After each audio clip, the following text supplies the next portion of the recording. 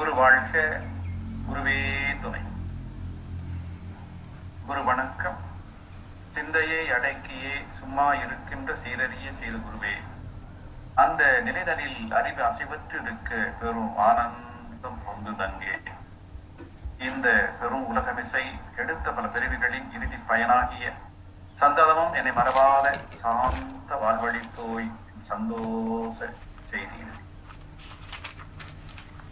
மனிதருக்கும் அன்பிற்கும் உரிய அறக்கட்டளையுடைய பொறுப்பாளர்களே, பேராசிரிய பெருமக்களே, மனவளக்கலை அன்பர்களே, சகோதரர்களே, சகோதரிகளே, உங்கள் அனைவருக்கும் எனது பணிவான மாலை வணக்கங்கள். ஆசான் அருட்தந்தை வேதாத்ரி மகிழ்ச்சி அவர்கள் நமக்கு நல்லதொரு ஒரு வாழ்க்கை நெறியை மனவளக்கலை யோகா என்ற நிலையிலே கொடுத்திருக்கிறார்கள். அதை இப்படித்தான் வாழ வேண்டும் என்று சொல்லி அவர்கள் வாழ்த்தும் காட்டியிருக்கிறார்கள். ஆகவே இந்த மனவளக்கலையிலே பயிற்சியுடைய அத்தனை அன்பர்களும் பாக்கியம் பெற்றவர்கள். நல்லதொரு குருவை வழிகாட்டியாக கொண்டு நாம் இந்த ஆன்மீக பாதையிலே மேலும் மேலும் உயர்ந்து சென்று கொண்டிருக்கின்றோம். இந்த நிகழ்ச்சியை ஏற்பாடு செய்த அனைவருக்கும் மீண்டும் ஒரு முறை நன்றி சொல்லி, இன்றைய தலைப்பாக அருளும் பொருளும் என்பதை பற்றி சிந்திக்க இருக்கின்றோம். அருள் அது இறைவனுடைய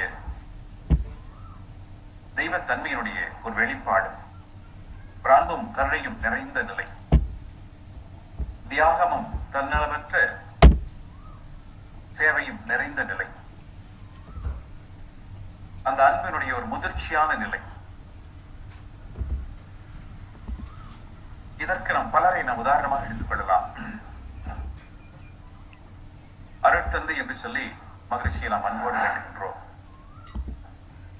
எத்தனையோ பேர் இந்த பொருளிலே நிறைய வைத்திருந்தால் யாரையும் பொருள் தந்தை என்று சொல்வதில்லை. அருள் தந்தை என்ற அந்த அருளுக்கு உரியதாக அமைந்தவர் அருட்தந்தை வேதாத்ரி மகிழ்ச்சி அவர்கள்.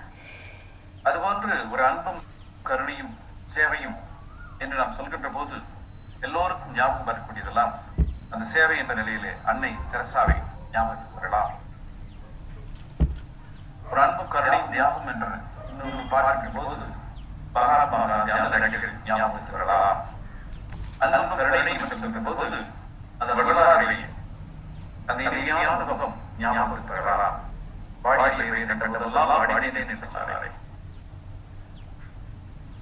இப்படி ஞாபகங்களெல்லாம் நிறைய சொல்கிறார்கள். அருள் என்பதை பற்றி, பொருள் என்பதை பற்றி நிறைய சொல்கிறார்கள். அருட்தந்தை வேதாத்ரி அவர்கள் தன்னுடைய மானசீக வாழ்வாக சிலர் எடுத்துக்கொண்டு அதை ஒரு பாடல் மூலமும் சொன்னார். அறிவை தாய்மானார் அகத்ததால் அவ்வறிவை அறிவில் முறைகள் நான் பெறமுடர். அவ்வறிவில் அறிவில் அறிவாய் கிடைத்து அறவோ அதை வாழ்க்காட்டோ நினைவு சொல்வார்கள். தாய்மானவர், திருவள்ளுவர், திருமூலர், வள்ளலார் இவர்களெல்லாம் இவர்களெல்லாம் அறநிலை வடிவமாக இருந்தவர்கள். அந்த மொத்த எண்ணங்களையும் ஒன்றாக சேர்த்து அருட்தந்தையர்கள் தனக்கே உரிய பணியில் அதை எளிமையாக எல்லா மக்களும் பயன்படும் நிலையில் கொடுத்திருக்கிறார்கள். அருள் என்பது ஒரு பூரண தெய்வீக தன்மையுடைய ஒரு வெளிப்பாடு, அன்பு கருணை நிறைந்த நிலை. மனிதனை இறைவாக உயர்த்தி கொண்டிருக்கக்கூடிய ஒரு தன்மையுடைய வெளிப்பாடு. அந்த அருள் என்பதை பற்றி வள்ளுவர் பல இடங்களில் சொல்லியிருக்கிறார். அருளுடைமை என்று சொல்லக்கூடிய ஒரு அத்தியாயத்திலும் வள்ளுவர் சொல்கிறார், அருட்செல்வம் செல்வத்து செல்வம். எத்தனை வகையான செல்வங்கள் இருந்தாலும் சரி, சிலருக்கு பொருள் வேண்டும் நினைக்கிறார்கள், புகழ் வேண்டும் என்று நினைக்கிறார்கள், புலன்கள் போல இன்பம் நிறைய அனுபவிக்க நினைக்கிறார்கள், அதிகாரம் நிறைய வேண்டும் என்று நினைக்கிறார்கள், பொருள் புகழ் செல்வாக்கு புலனின்பம் என்று அறிந்திருக்கிறார்கள். ஆனால் அருள் அந்த அருள் இன்பத்தை கொடுக்கக்கூடியவர்கள், அருளை வழங்கக்கூடியவர்கள். அதனால்தான் உலக சமுதாய சேவா சங்கத்தில் கூட எல்லோரும் ஆசிரியர் பயிற்சி முடித்து பிறகு சேவை செய்யக்கூடிய பக்குவம் பெறுகின்ற போது அவர்களை நாம் அருள் நிதி என்று சொல்கிறோம். பொருள் எவ்வளவு வைத்திருந்தாலும் சரி, அது கொடுக்க கொடுக்க குறைந்து இருக்கும். அருள் என்பது எவ்வளவு கொடுத்தாலும் குறையாது. ஆகவேதான் அருள் நிதி என்ற ஒரு பட்டத்தை உலக சமுதாய சேவா சங்கத்திலே ஆசிரியர் பெருமக்களுக்கெல்லாம் கொடுக்கிறாங்க. அப்படி அருட்செல்வம் என்பதுதான் எல்லா செல்வத்திலும் உயர்ந்த செல்வம். அருட்செல்வம் செல்வத்து செல்வம். பொருட்செல்வம் கூறியார் கண்ணுமில்லை. அது அருள் யாரிடமெல்லாம் இருக்கும், பொருள் யாரிடமெல்லாம் இருக்கும், கொஞ்சம் யோசனை பார்க்கவே. அருள் என்பது அருட்தந்தை போன்ற மகான்களிடம், தாயமானவரிடம், திருவள்ளுவரிடம், திருமூலரிடம், வள்ளலாரிடம், அன்னை தெரசாவிடம், அல்லது மகாத்மா காந்தியடிகளிடம், இப்படி நாம் சொல்லிக்கொண்டே செல்லலாம். அருட்செல்வம். பொருட்செல்வம் யாரிடமெல்லாம் இருக்கிறது? நல்ல யோசனை பண்ணி பாருங்களேன். இந்த பொருள்ல பார்த்தாக்க உலகத்துல பெரிய கோடீஸ்வரர்கள் யாரு, இந்தியாவில பெரிய கோடீஸ்வரர்கள் யாரு, தமிழ்நாட்டுக்குள்ள பெரிய கோடீஸ்வரர்கள் யாரு என்று நாம் பார்க்கின்ற போது இந்த பொருட்செல்வம் யாரிடமெல்லாம் இருக்கிறது யோசனை பண்ணி பாருங்க. அருட்செல்வம், செல்வத்து செல்வம், அது நல்லவர்களிடம் மட்டும்தான் இருக்கும். உலகத்தில் யாரெல்லாம் நல்லவர்கள் என்று சொல்லி நீங்கள் அதை அலசி ஆராய்ந்து கடைசியிலே பொறுக்கி எடுக்கிறோமோ அவர்கள் எல்லாம் அருட்செல்வர்கள். அருட்செல்வம், செல்வத்து செல்வம், எல்லா செல்வத்தையும் விட உயர்ந்தது அருட்செல்வம். ஆனால் பொருட்செல்வம் இப்ப சொன்ன லிஸ்ட் எல்லாம் நீங்க எடுத்து பாருங்க. நல்லவர்களிடமும் இருக்கிறது, வேண்டாதவர்களும் இருக்கிறது. எத்தனையோ பேர் பொருட்செல்வம் வைத்துக் கொண்டு நல்லவர்களாக இருந்து கொண்டு இந்த சமுதாயத்திற்கு அர்ப்பணித்துக் கொண்டிருக்கிறார்கள், சேவைகள் செய்து கொண்டிருக்கிறார்கள். அதே சமயத்தில் பொருள் வைத்திருப்பவர்கள் அத்தனை பேரும் நல்லவர்கள் தானா என்று ஒரு கேள்வி கேட்டால், ஆனால் அருள் உடையவர்கள் அத்தனை பேரும் நல்லவர்கள் தான். அவர் நல்லவர்களாக இருந்தால்தான் அருட்செல்வம் அங்கே அமையும், இல்லை என்றால் அமையாது. ஆனால் பொருட்செல்வம் இருக்கக்கூடியவர்கள் எல்லாம் எல்லாரையும் நீங்க நினைச்சு ஒரு கேள்வி கேட்டு பாருங்க.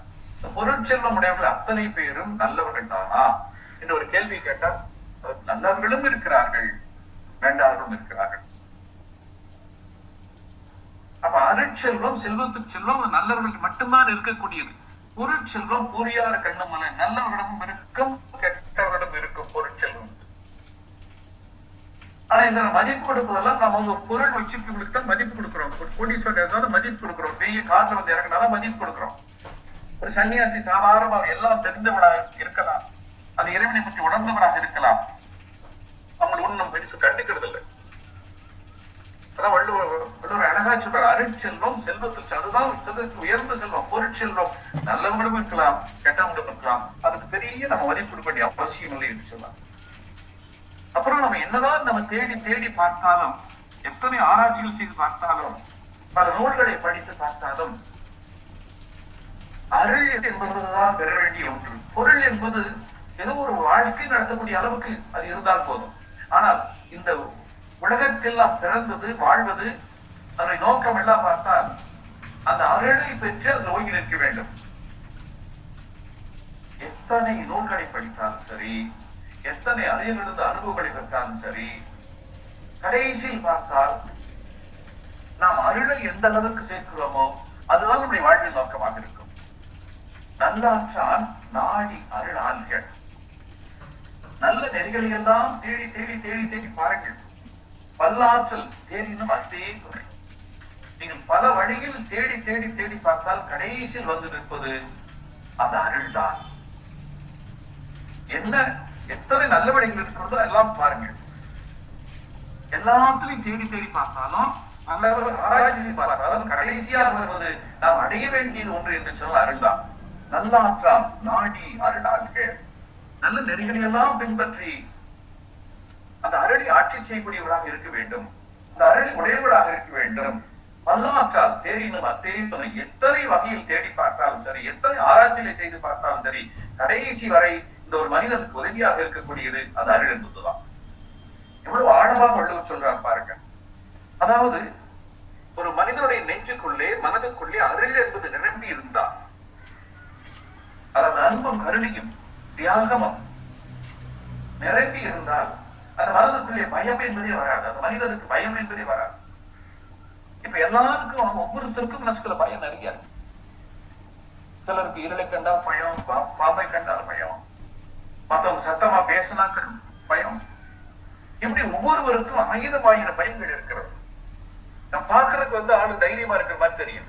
ஆனா கொஞ்சம் பேசி பாத்தீங்கன்னா அவருக்குள்ள மனசுக்குள்ள எத்தனை பயம் இருக்குன்னு தெரியும். ஏன் பயம் மனதுக்குள்ள இருக்கிறது என்று சொன்னால் அங்கு அந்த அருள் தன்மை, நல்ல குணங்கள் குறைவாக இருக்கிறது என்றுதான் அர்த்தம். அந்த மனம் முழுவதும் நல்ல குணங்கள் இறங்கி இருந்ததால் அவர்கள் எதை கேட்டு பயப்பட வேண்டியதில்லை. அதாவது இயற்கைக்கு ஒத்து போக வேண்டும், அவ்வளவுதான். அந்த இடத்தில் இருக்கும். அதை தவிர வீணான பயங்கள் அந்த மனதுக்குள்ளே இருக்காது. அது வள்ளுவர் சொல்றார் பாருங்க, அருள் சேர்ந்த நெஞ்சினார்க்கு இல்லை. அதாவது நெஞ்சு முழுவதும் அருள் நிரம்பி இருக்கக்கூடியவர்களுக்கு இல்லை. என்ன இல்லை? இருள் சேர்ந்த இன்னா உலக புகழ். ஐயோ நம்ம கடைசியில இறந்த பின்னாடி இந்த துன்பங்களை கொடுக்கக்கூடிய ஒரு நரகத்துக்கு சென்று விடுவோமோ, அல்லது வாழ்கின்ற காலத்தில் நம்முடைய துன்பங்கள் வந்து துவட்டி விடுவோமோ என்ற பயம் அவர்களுக்கு கிடையாது. யாருக்கு இல்லை? அந்த அருளை நெஞ்சிலை உடையவர்களுக்கு கிடையாது. அன்பும் கருணையும் நெஞ்சிலை உடையவர்களுக்கு கிடையாது. இந்த நீதியின் நேர்மையை உடையவர்களுக்கு அந்த பயம் வராது. அந்த தியாகம் என்ற தன்மையை உள்ளுணர்வாக கொண்டவர்களுக்கு அந்த பயம் வராது. அருள் சேர்ந்த நெஞ்சினாருக்கு இல்லை, இருள் சேர்ந்த இன்னா உலகம் புகழ். அது எப்படி வள்ளுவர் சொல்றாங்க? மனதுக்குள்ளே அருள் நிரம்பி இருந்தால், அன்பும் கருணையும் நிரம்பி இருந்தால், நீதியும் நேர்மையும் நிரம்பி இருந்தால் உங்களுக்கு கண்டதுக்கெல்லாம் பயப்பட வேண்டிய அவசியமே இல்லை. நம்ம வாழ்க்கையில் பின்னாடி திரும்ப வந்துருமே பயப்பட வேண்டிய அவசியம் இல்லை. அடுத்த பிறகு நம்ம போய் கஷ்டப்பட போறவே பயம் கிடையாது. செய்வதெல்லாம் நல்லதுதான். அதில் எண்ணுவது, சொல்லுவது, செய்வது எல்லாம் நன்மையில் தான் இருக்கும். ஆகவே இவர்களுக்கு இந்த காலத்திலும் சரி எதிர்காலத்திலும் சரி அவர்களுக்கு துன்பங்கள் என்பது வராது. அப்படியே துன்பங்கள் வந்தாலும் கூட அந்த துன்பத்தை சாதாரண மனிதனை போல அதை துவட்டு விட மாட்டார்கள். அதை ஏற்றுக்கொள்ளக்கூடிய பக்குவத்தை பெற்றவர்களாக இருப்பார்கள். எப்படி ஒரு தாய் தனது குழந்தை துன்பம் வந்தால் அது தனது துன்பமாக ஏற்றுக்கொண்டு அதை தீர்ப்பதற்கு முயற்சி செய்கிறார்களோ, அதுபோன்று அந்த துன்பத்தை பக்குவமாக ஏற்றுக்கொள்ளக்கூடியவர்களாக இருப்பார்கள். அருள் சேர்ந்த நெஞ்சினாருக்கு இல்லை, இருள் சேர்ந்த இன்னா உலகம் புகழ்.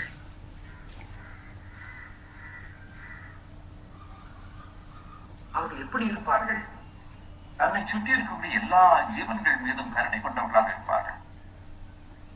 ஓடி ஓடி உதவக்கூடியவர்களாக இருப்பார்கள். தங்கள் இருக்கக்கூடிய பொருளை எல்லாம் தக்க சமயத்தில் மற்றவர்களுக்கு உதவி செய்த துன்பத்தை தீர்க்கக்கூடியவர்களாக இருப்பார்கள். அதுதான் அந்த அருள் நிரம்பியபடிய ஒரு அடையாளமாக இருக்கும். தன்னை பற்றி பயம் இல்லை. தனக்கு துன்பம் ஏற்படுமே என்று நினைக்க மாட்டார்கள். அதே சமயத்தில் மற்றவர்களுக்காக தனது உடல், பொருள், ஆவி என்று சொல்வார்களே, எல்லாவற்றையும் கொடுத்து தியாகம் செய்யக்கூடியவர்களாக இருப்பார்கள். மண்ணுயிர் ஓம்பி அருள் ஆழ்வாருக்கு இல்லை, தன்னுயிர் அஞ்சும் வினை. வள்ளுவர் சொல்றாங்க, மண்ணுயிர் ஓம்பி அருள் ஆழ்வாருக்கு இல்லை, தன்னுயிர் அஞ்சும் வினை. இந்த உலகத்திலே இருக்கக்கூடிய இந்த உயிர்கள், ஜீவன்கள், அவர்களுக்கெல்லாம் உதவி செய்யக்கூடிய ஒரு பண்புகளை பெற்றவர். மண்ணுயிர் ஓம்பி அருள் ஆழ்வாருக்கு இல்லை, தன்னுயிர். அவங்களுக்கு தன்னுடைய உயிரை பத்தி, தன்னுடைய உடம்பை பத்தி தனக்கு இப்படி நேர்ந்து விடுமே என்ற பயமெல்லாம் கிடையாது. மண்ணுயிர் ஓம்பி அருள் ஆழ்வாருக்கு இல்லை, தன்னுயிர் அஞ்சும் வினை. எப்படி எவ்வளவு தெளிவாக சொல்கிறார்கள்.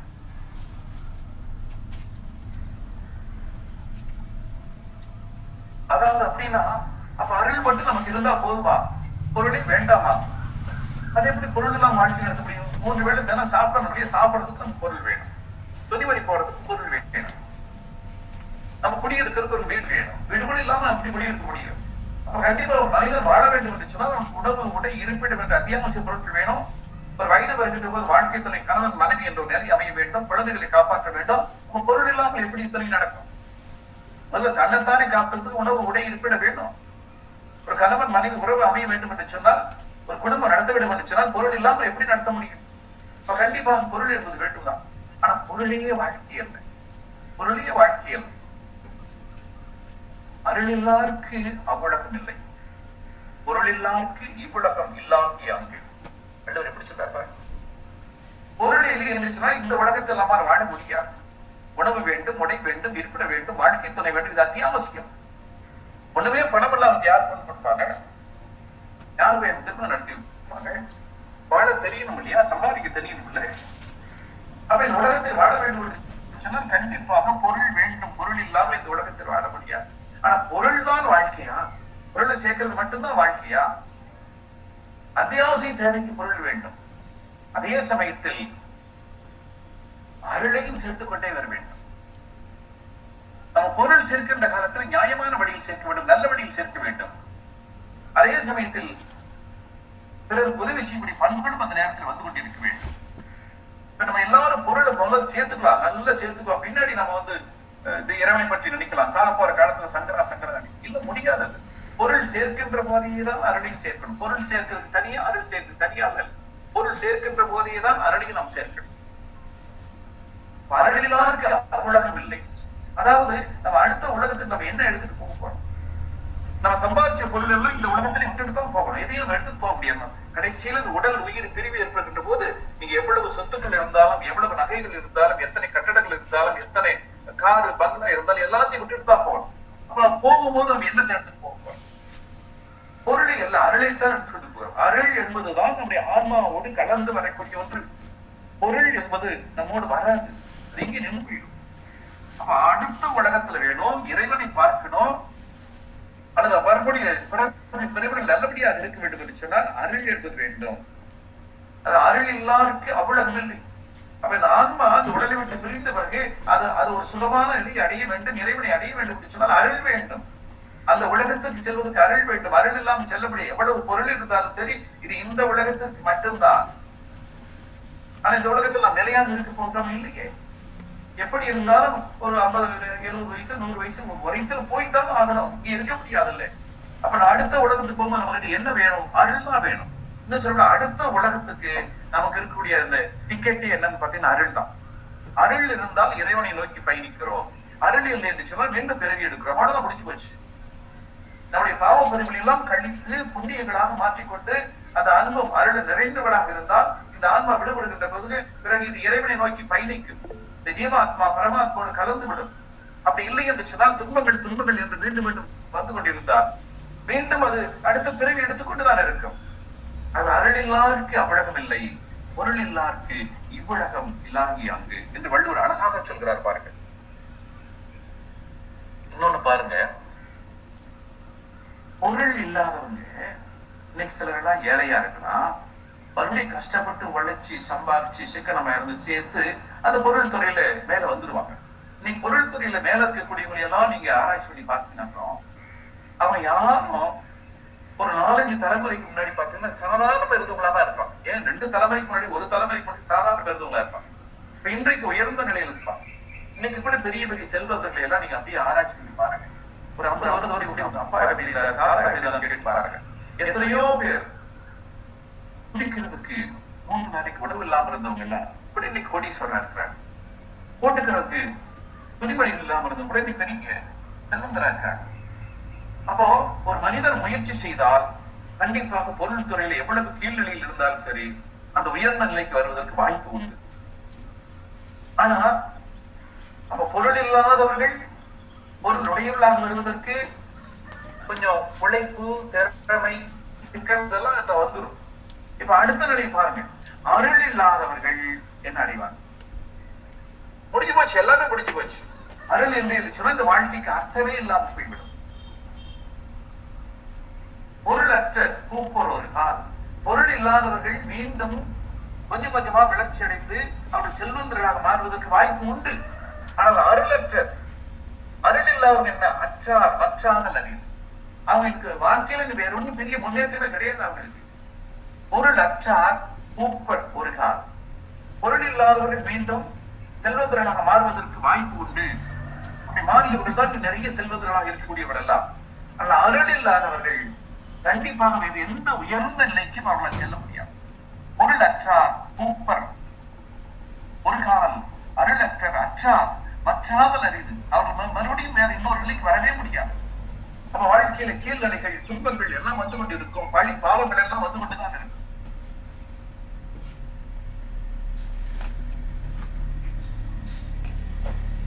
அதாவது இன்னொரு இடத்துல வள்ளுவர் சொல்றாரு பாருங்க, அறிவிலே ஒரு தெளிவில்லாதவன் ஒரு தெய்வத்தை பற்றியும் அது அடைந்த மாற்றங்களை பற்றியும் அந்த தெய்வ சிந்தனைகளை பற்றியும் தெரிந்து கொண்டது போல் விரிவாக பேசினால் எப்படி இருக்கும்?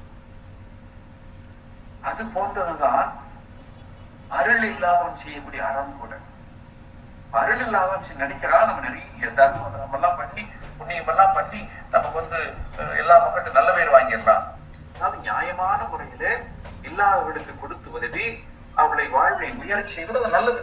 அப்படி இல்லாமல் ஏதோ தர்மம் செய்கிறோம் என்ற ஒரு கணக்கு காட்டிக்கொண்டு பலர் முன்னணியில் செய்வதாக ஒரு போட்டோ எடுத்துட்டு தர்மம் செய்வது எந்த வகையில நியாயமாகும்? அதுக்கு வள்ளுவர் எப்படி சொன்னார்னாக்கோ, அப்ப எப்படி ஒரு அறிவில் உயராதவன் பெரிய பெரிய அந்த வேதங்களையும் நீதிநெறிகளையும் படித்து மற்றவர்களுக்கு அவன் உபன்யாசம் செய்தால் அது எப்படி இருக்கும்? அந்த சொற்பொழிவு எப்படி இருக்கும்? அது போன்றதுதான் அருளே இல்லாதவன் செய்யக்கூடிய அறம். வள்ளுவர் சொல்றாரு பாருங்க, தெருளாதான் அறிவிலே ஒரு நல்ல தெளிவு இல்லாதவன், தெருளாதான் மெய்ப்பொருள் கண்டற்றான் தேறி. அது எல்லாம் அல்ல அந்த தெய்வத்தை பற்றி விரிந்து விரிந்து விளக்கி கூறுவதெல்லாம் அவனுக்கே பெரிய சிந்தனை கிடையாது, ஒரு தெளிவு கிடையாது, அவனுடைய வாழ்க்கை ஒரு அர்த்தமில்லாமல் போய்கொண்டிருக்கிறது. அவன் பிறருக்கு அந்த மெய்ப்பொருளை பற்றி இறைவனை பற்றி ஏதோ நிறைய விளக்கிட்டே இருக்கிறான். தெருளாதான் மெய்ப்பொருள் கண்டற்றால் பேரின் அருளாதான் செய்யுமர். அது ஒன்றுதான் அருளே இல்லாதவன் அவன் அறம் செய்வதாக சொல்லிக் கொள்வதெல்லாம் அர்த்தம் இல்லாத ஒன்று சொல்றான். அருள் இருந்தால் போதும், நீங்கள் அறம் செய்வது செய்யல் மற்றது. அன்பு காட்டக்கூடிய நிலை இருந்தால் போதும், நம்ம உதவி செஞ்சு கையில கொண்டு கொடுக்கிறது அப்புறம் அந்த அன்பு கொடுத்தால் போதும். அகனமர்ந்து ஈதலின் நன்றி முகனமர்ந்து இன்சொல்லான். நீங்க மற்றவங்களுக்கு கொடுத்து உதவி செய்யறது நல்லதுதான். அதை விட நல்லது என்ன? இனிமையான சொல், அன்பான முகம், அவளை பார்த்து ஆதரவா சொல்லக்கூடியது. அது அருள் தேய்ந்த முகம். சரி, அடுத்தது இந்த அருள் உடையவர்கள் அவர்கள் மற்றவர்கள் பழகுகின்ற போது எப்படி இருப்பார்கள்? அதுக்கு ஒரு நல்ல உதாரணம் சொல்றார் பாருங்க வள்ளுவர். அதாவது இப்ப நம்ம வீட்டுல ஒரு வேலைக்காரங்க இருக்காங்கன்னா அவங்ககிட்ட நம்ம பேசும்போது ஒரு தொடி, நம்ம ராஜா மாதிரி அவங்க எல்லாம் அடிமை மாதிரி ஒரு தொடியில பேச வச்சுக்கலாம். அதே சமயத்துல நம்ம ஆபீஸுக்கு போறோம், நம்ம ஆபீஸ்ல ஒரு சாதாரண கிளர்க்கா இருக்கிறோம், அங்க நம்ம மேல மேனேஜர் இருக்கிறாங்க, சீனியர் மேனேஜர் இருக்கிறாங்க. அந்த சீனியர் மேனேஜர் அன்னைக்கு வந்து இன்ஸ்பெக்ஷனுக்காக வந்திருக்காரு. அவர் வரும்போது அவர் முன்னாடி நம்ம எப்படி நிற்போம்? இந்த ரெண்டையும் நினைச்சு பாருங்க. இப்ப நம்மை விட பல மடங்கு அதிகாரத்துல மற்றதுல பெரியவர்கள் முன்னா நாம் எப்படி இருப்போம்? அது மாதிரி நம்ம விட கீழே பல மடங்கு கீழே இருக்கிட்ட எப்படி இருப்போம்? இந்த அருள் நிறைந்தவர்களுக்கு எப்படி இருக்கு பாருங்க. வழியார் முன் தன்னை நினைக்க தாம் தன்னின் வெளியார் மேல் செல்லும் இடத்து. தன்னை விட வலிமை குறைந்தவர்கள், பலம் குறைந்தவர்கள், செல்வம் குறைந்தவர்கள் அவர்கள் மேல் ஒரு நடவடிக்கை எடுப்பதற்கு முன்னர் நம்மை விட பெரியவர்கள் முன், வலிமை உடையவர்கள் முன் நாம் இதே நிலையில் நம்ம எப்படி இருப்போம் அதை நினைச்சு பார்க்கணும். இதுதான் அருளுடைய நிலை. வழியார் முன் தன்னை நினைக்க தாம் தன்னின் வெளியார் மேல் செல்லும் இடத்து. தன்னை விட மெலிந்தவர்கள் மேல் ஒரு நடவடிக்கை எடுப்பதற்கு முன்னர் அதே நிலையில் தன்னை விட வலிமையானவர்கள் முன் தான் என்றால் எப்படி இருக்கும் என்பதை நினைத்து பார்த்து அந்த வெளியவர்கள் மேலும் அன்பும் கருணையும் கொள்வார்கள்.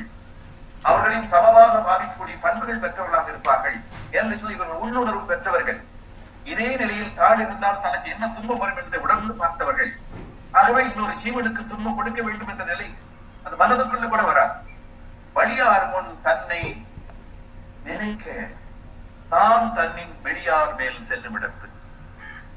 இதுவெல்லாம் ஒரு அருள் உடையவர்களிடம் இருக்கக்கூடிய நிலை, அன்பு உடையவர்களிடம் இருக்கக்கூடிய நிலை, தியாகம் உடையவர்களிடம் இருக்கக்கூடிய நிலை, ஆன்மீகத்தில் உயர்ந்து இருக்கக்கூடிய நிலை. இப்ப அருள் என்பதை பற்றி பார்க்கணும்.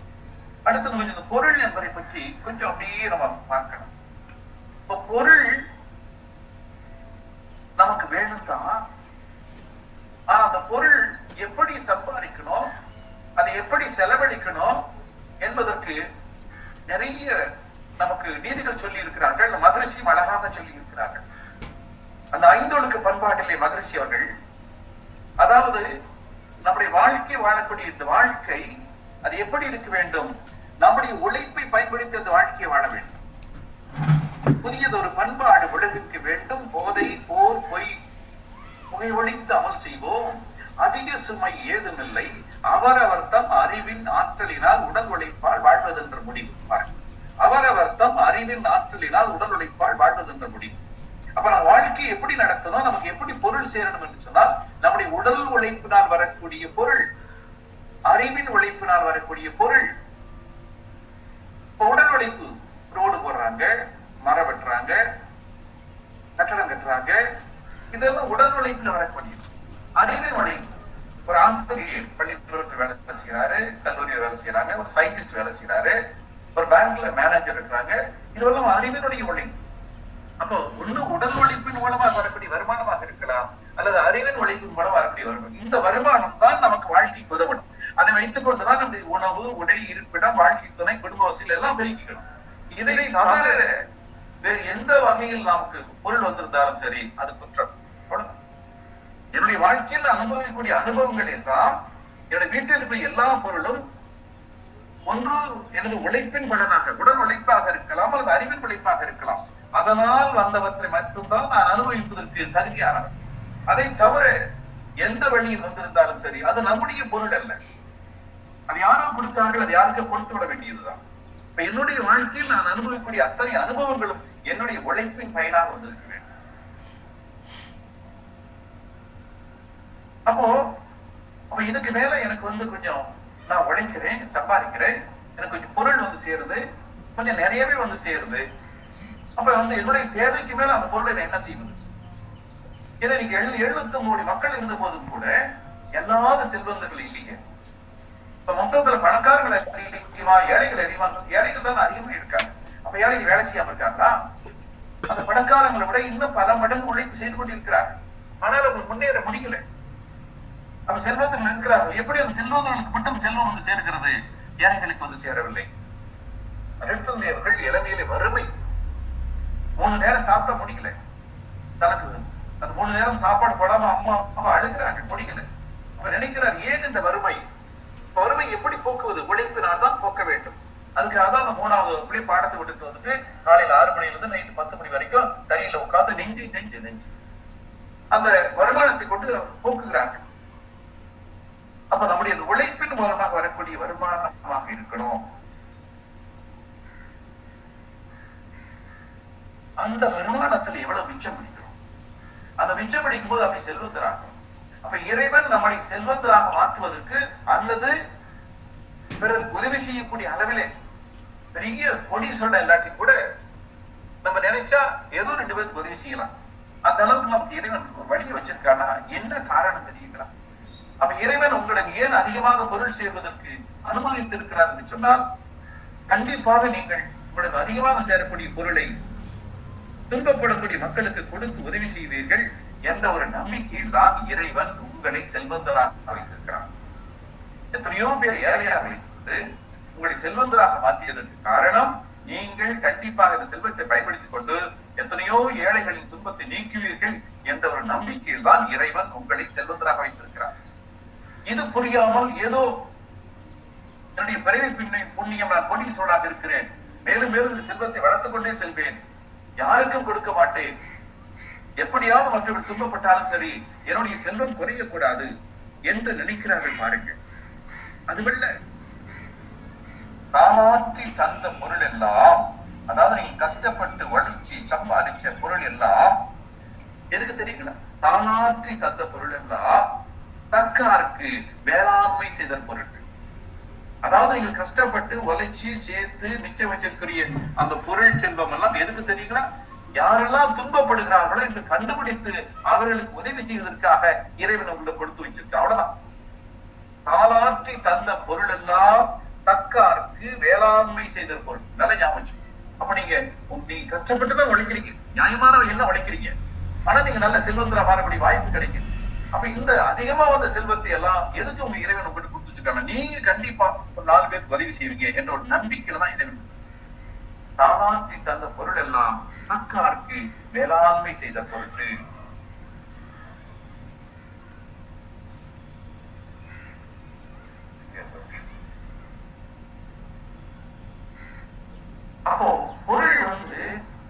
நாம் பிறகு உதவி செஞ்சு புண்ணியத்தை தேடிக்கிறதுக்காக நான் வச்சுக்கணும்.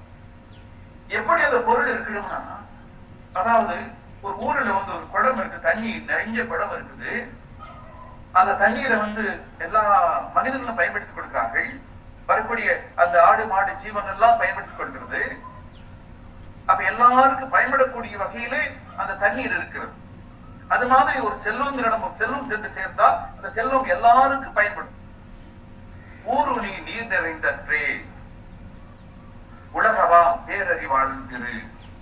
ஒரு நடு ஊர்ல ஒரு பெரிய குளம் இருக்கு. அந்த குளத்துக்குள்ள தண்ணி நிரப்படா அது எப்படி எல்லா உயிரினங்களுக்கும் மனிதர்களுக்கும் மற்ற ஜீவன்களுக்கு பயன்படுமோ அது போன்று ஒரு நல்ல விடம் பணம் சேர்ந்தா அது அங்க இருக்கக்கூடிய துன்பப்படக்கூடிய மக்களுக்கு எல்லாம் பயன்படும். ஊருணி நீர் நிறைந்தற்றே உலகவாம் பேரறிவாளன் திரு. நல்ல ஒரு அறிவு நிரம்பியோட செல்வம் சேர்ந்தால் அந்த செல்வம் எல்லோருக்கும் பயன்படும். சரி, இன்னொரு உதாரணம் வள்ளுவர் சொல்றாங்க பாருங்க. அதே மாதிரி ஒரு ஊருக்குள்ள நினைச்சு பாருங்க, ஒரு நல்ல ஒரு பழ மரம், ஒரு நாவல் பழம் மரம் வச்சுக்கல, நல்ல பழத்து இருக்கு, நிறைய பழங்கள் வருது. அந்த நாவல் பழத்தை சாப்பிடுறதுக்கு நிறைய குருவிகள் வருது. அந்த பழத்தை மனிதர்கள் எடுத்து எடுத்து நிறைய சாப்பிடுறாங்க. எல்லாருக்கும் அது பழம் தரக்கூடிய ஒரு மரமாக இருக்கிறான். அதுபோன்று ஒரு நல்லவனிடம் செல்வம் சேர்ந்தால் அந்த செல்வம் எல்லாருக்கும் பயன்படும், எல்லாருக்கும் பயன்படும். அயன் மரம் உள்ளூர் வெளுத்தற்றால் செல்வம் அயன் உடையான் கண்படி.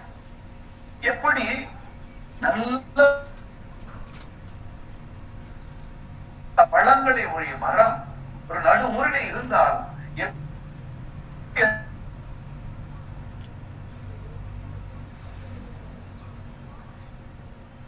இருந்தால் அந்த செல்வம் எல்லோருக்கும்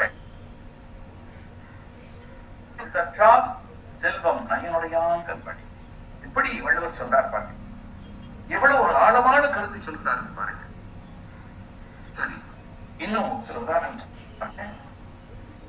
சில மரங்கள் பாத்தீங்கன்னாக்கும் அது வேரில் இருந்து கடைசியில் அந்த தண்டு இலை தலை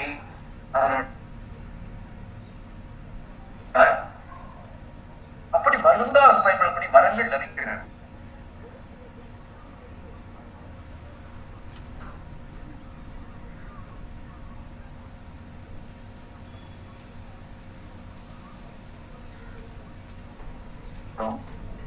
அதனுடைய பட்டை பயன்படும், மேல இலைகள் பயன்படும், அது காயாக வருகின்றது, பழமாக வருவது எல்லாமே பயன்படும்.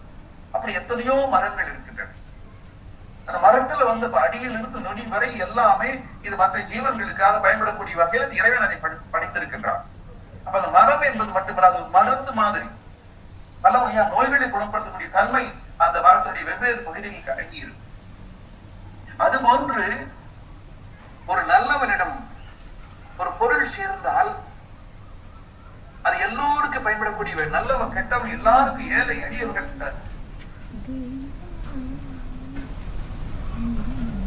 அவன் எல்லோருக்கும் படக்கூடிய வகையில் இருக்கு.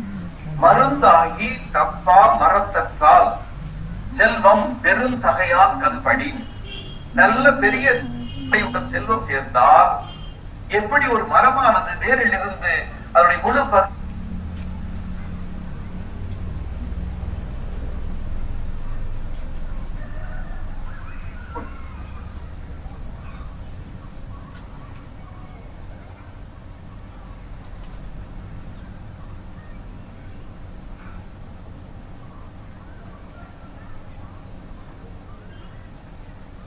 செல்வதற்காக அல்ல. அப்ப செல்வம் உடையவர்களுக்கெல்லாம் இறைவன் ஒரு வாய்ப்பை கொடுத்திருக்கிறான். இவங்கிட்ட செல்வத்தை கொடுத்தா கண்டிப்பா உதவி செய்வான். அப்படி செல்வத்தை கொடுத்து உதவி செய்யலாம், அது காலம் வரும்போது எடுத்துருவான், இறைவன் எடுத்துப்பான். அப்ப உங்ககிட்ட செல்வத்தை கொடுத்து பார்த்தேன், நீ சரியா பயன்படுத்தல, ஏழை எளிமைக்கு எல்லாம் பயன்படுத்தல, அந்த செல்வத்தை வச்சுட்டு நீ எத்தனையோ பேருக்கு அதிகாரம் பண்ணிட்டு இருக்கிற, மற்றவருடைய வாழ்க்கையை நீ வீணாக்கிட்டு இருக்க, அதான் உனக்கு செல்வம் வேண்டாம் அப்படின்னு சொல்லி எடுத்துருவான். மறுபடியும் ஏன் கொடுத்து வச்சிருக்கா? இது கண்டிப்பாக உங்களை கொடுத்தால் பயன்படும் என்பதற்காகத்தான் இறைவன் அவ்வளவு பெரிய செல்வத்தை கொடுத்திருக்கிறான். அதான் வள்ளுவர் மருந்தாகி தப்ப தகையான் கண்படி.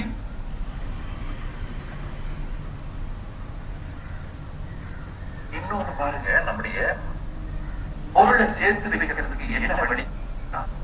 அது பொருளை புண்ணியமாக இப்ப நம்ம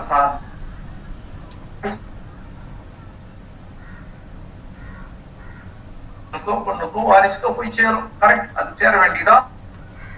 போய் சேரட்டு, பரவாயில்லை. வாரிசுகள் கொடுக்கலாம், நம்ம கொடுக்கலாம். அதே சமயத்துல வாழ்கின்ற போது நல்லவர்களாக மாற்றி, வல்லவர்களாக மாற்றி, சமுதாயத்தை பயன் தரக்கூடிய வகையில நல்ல படிப்பு கொடுத்து வச்சு, ஒழுக்கத்தை கொடுத்து வச்சு, அப்படி ஒரு நல்ல பிரஜையா பொருளும் கொடுக்கலாம், இருக்கிறது கொடுக்கலாம். ஆனா எல்லா பொருளும் அவர்கள் காலத்துல நீங்க அவங்க குழந்தைகளை நல்லா படிக்க வச்சு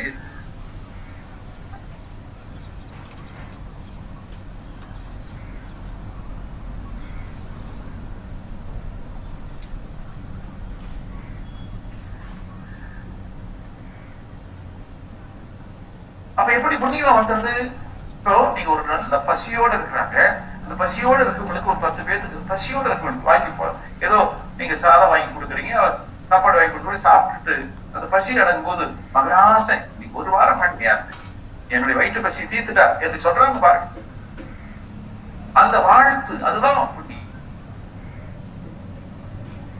நம்ம பணத்தை கையிலேயே வச்சுக்கிட்டு அவங்க பசிக்கிறாங்க தெரியும், நம்ம கிட்ட பணம் எக்ஸஸ் இருக்குன்னு தெரியும், நம்மளால கொடுக்க முடியும் நமக்கு தெரியும், நம்ம கொடுக்க மாட்டோம். அப்ப அது பொருளாக இருக்க புண்ணியமா மாறாது. பசி தீர்த்தல் அத்தொருவன் பாதுகாக்கணும். என்ன தெரியுங்களா? பேங்க்ல வைக்கிறது அல்ல, அது தங்கமா மாற்றி வச்சுக்கிறது அல்ல, நிலமா சைட்டா வாங்கி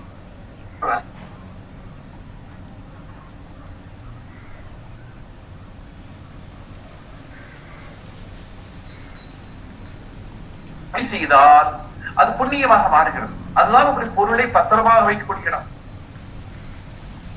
அற்றார் அழிபசி தீர்த்தல் அத்துணவன் பெற்றான் பொருள் நோய்க்கூலி. வாங்க முடியாத பசியில் இருக்கிறார்கள் பாருங்கள். அப்படி பசியை தீர்ப்பதற்கு நீங்கள் உங்கள் பொருளை பயன்படுத்தி இருக்கிறீர்கள். இப்பதான் பொருள் உங்களுக்கு நல்ல பிக்சட் டெபாசிட்ல போய் நிக்குதுறாங்க, உங்க புண்ணியம் மாறி போச்சுன்னா. அப்ப யாரெல்லாம் துன்பப்படுகிறார்களோ அந்த துன்பத்தை நீக்குவதற்குரிய பொருளை பயன்படுத்தி இருந்தால் அந்த பொருள் பாதுகாப்பான நிலையில சேஃப்டி லாக்கில் இருக்கிற மாதிரி. அப்படி இல்லாம நீங்க வரும் பொருளை பொருளாக தங்கமா வைக்கிறீங்கன்னு அது இடமா வாங்கி போடுறீங்க, பங்களா வாங்கி போடுறீங்க, பையன் மேல எழுதி வைக்கிறீங்க, சொந்தக்கார மேல எழுதி வைக்கல, அது பொருளாதார இருக்க புண்ணியமா மாறாது. அப்ப யாரெல்லாம் துன்பத்தில் இருக்கிறார்களோ அந்த துன்பத்தை துடைப்பதற்கு பொருளை பயன்படுத்தி இருந்தால் அங்கே பொருள் ஒரு அர்த்தமுள்ள நிலையாக மாறுகிறது.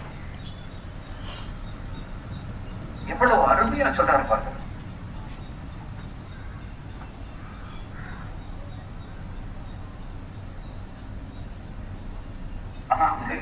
ஒருவேளை உங்களுக்கு உதவி செய்யக்கூடிய மனசு இருக்குது, ஆனா உதவி செய்ய முடியல. மனசு இருக்குது, உதவி செய்ய முடியல. என்ன பண்றது? இப்போ உதவி செய்யலாம் நினைக்கிறீங்க, ஆனா உங்களுடைய சூழ்நிலைக்கு உதவி செய்ய முடியல. உங்களுக்கு குபணன் என்ற ஒரு வள்ளலை பற்றி தெரியும். அவன் நிறைய தானம் கொடுத்து கொடை வள்ளல் என்று பெயர் பெற்றவன். அவனுடைய தம்பி ஒரு அரசன் தம்பி அவன் மேல புகழ் பொறாமப்பட்டு ஏதோ ஒரு வகையில சூழ்ச்சி செய்து அவனை அரச பதவியில் நீக்கி அவனை காட்டுக்கு அனுப்பிச்சிடுறான். இப்ப தம்பி அரசனா இருக்கிறான், அண்ணன் காட்டுல இருக்கிறான். அப்ப ஒன்றுமே இல்லாம இருக்கிறான், அவனுக்கு எந்த வசதியும் இல்லாம காட்டுல இருக்கிறான்.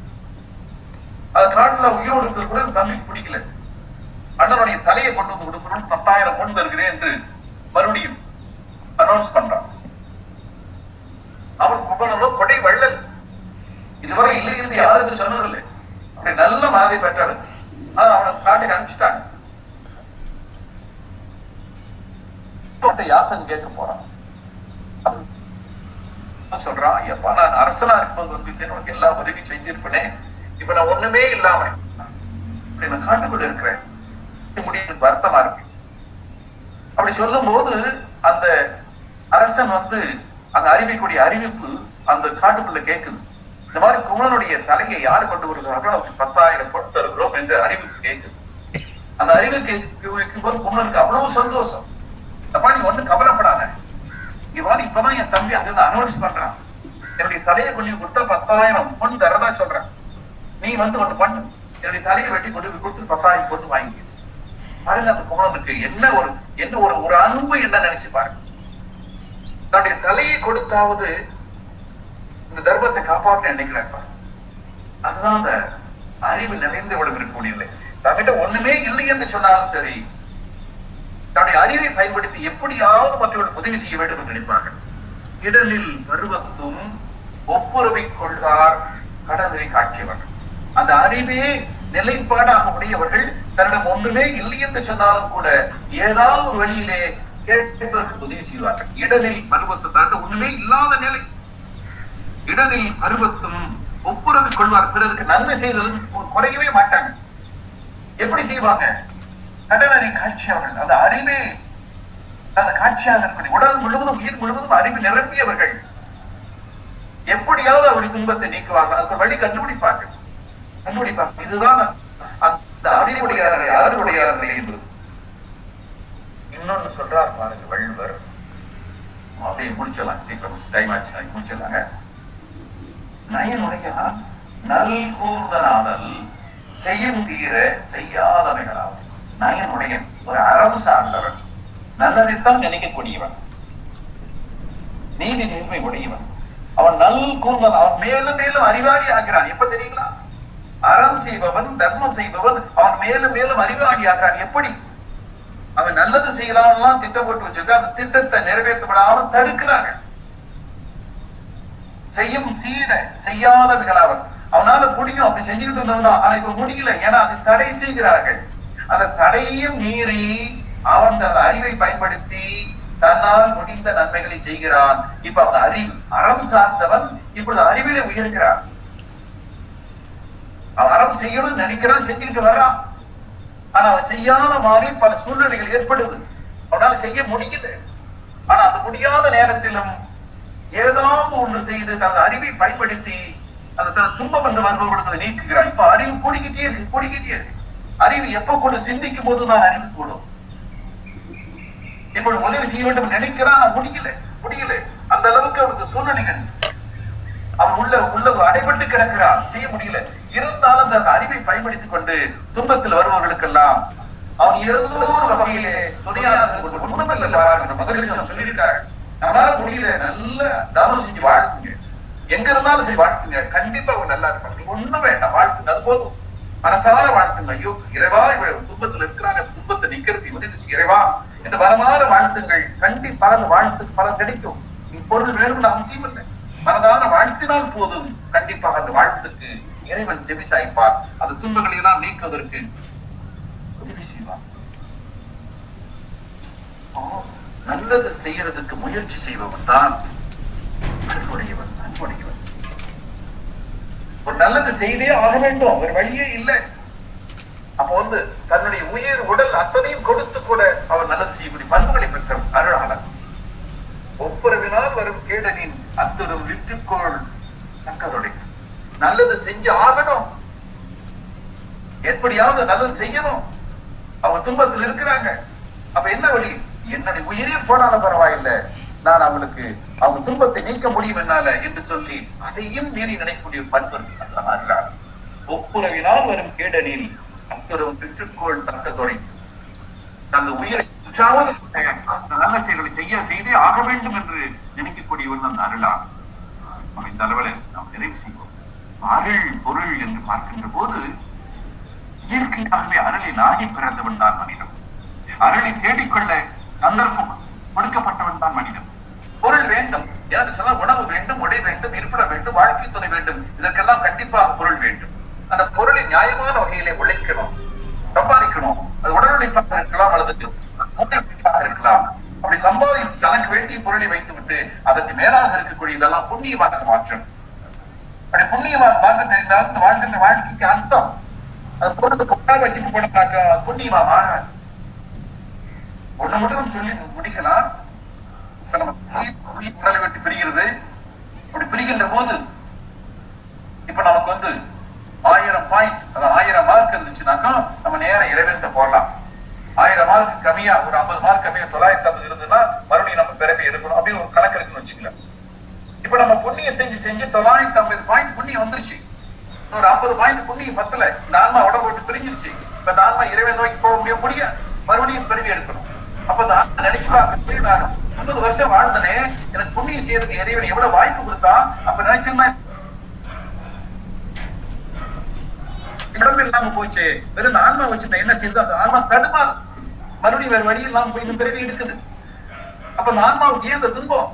வாழ்கின்ற காலத்துல 50 500 புண்ணியம் செஞ்சிருக்கலாமே நம்ம. அப்ப அந்த வாழ்க்கை என்பது நமக்கு புண்ணியம் செய்வதற்கு இறைவன் கொடுத்த ஒரு வாய்ப்பு, அந்த அருளை தேடிக்கொள்வதற்கு இறைவன் கொடுத்த ஒரு வாய்ப்பு. அப்ப இந்த நமக்கு வந்த பொருள் எல்லாம் அருளாக மாற்றப்பட வேண்டும். அந்த அருள் என்பதுதான் இந்த ஆன்மாவோடு கலந்து செல்வது. பொருள் என்பது இந்த உலகத்தில் விட்டுவிட்டு வழி கிடையாது. ஆகவே நம்முடைய பொருளை எல்லாம் அருளாக மாற்றிக்கொள்வோம், புண்ணியத்தை தேடிக்கொள்வோம். அதே சமயத்துல பொருள் எல்லாம் கொடுத்து நம்ம அடுத்த போய் நிற்க முடியாது. இப்ப நமக்கு வேண்டிய குடும்பத்துக்கு வேண்டியது வைத்துக் கொண்டு இதற்கு மேல் அதிகமாக இருக்கக்கூடிய எந்தெந்த இடத்துல பொருள் இருக்கிறதோ அதையெல்லாம் புண்ணியமாக மாற்றிக்கொள்ளுங்கள், அருள் ஆளர்களாக மாற்றிக்கொள்ளுங்கள். இன்னும் பல நல்ல வாழ்க்கை அமைத்துக் கொள்வதற்கு காரணமாக இருங்கள். மனவளக்கலையில் சேர்ந்து பயிற்சி எல்லாம் பெற்று 1000 மக்களுக்கு இதை கொடுத்து வாருங்கள். அருள் நீ கொடுக்க கொடுக்க குறையாத ஒன்று. இன்னும் இந்த கல்வி எல்லா மக்களுக்கும் கொண்டு செல்வதற்கு தற்பொழுது நாம் இதனை ஒரு ஆன்லைன் என்று வரை இருக்கிறோம். வீட்டில் இருந்து கொண்டு எல்லாரும் படிக்கக்கூடிய வகையில் ஏற்பாடுகள் செய்து கொண்டிருக்கின்றோம். இந்த வீட்டில் இருந்து எல்லாரும் பப்ளிக் கோர்ஸ் அட்டன் பண்ணலாம், சர்வீஸ் கோர்ஸ் அட்டன் பண்ணலாம், டிப்ளமோ கோர்ஸ் அட்டன் பண்ணலாம். அது மாதிரி மாணவர்கள் எல்லாம் வீட்டில் இருந்து இந்த கோர்ஸ் அட்டன் பண்ணலாம். அந்த அளவுக்கு நாங்கள் ஏற்பாடு செய்து கொண்டிருக்கின்றோம். ஆகவே உங்களுக்கெல்லாம் இந்த வாய்ப்பினை சொல்லி இந்த மனவளக்கலையில சேர்ந்து பயிற்சி எடுத்துக் கொள்வதற்கு, நல்லவர்களாக இருப்பதற்கு, இந்த உலகத்தில் நாம் பிறந்த அந்த வாழ்க்கைக்கு அர்த்தத்தை உண்டு செய்து கொள்வதற்கு இது ஒரு அருமையான வாய்ப்பு. ஆகவே செய்வோம்.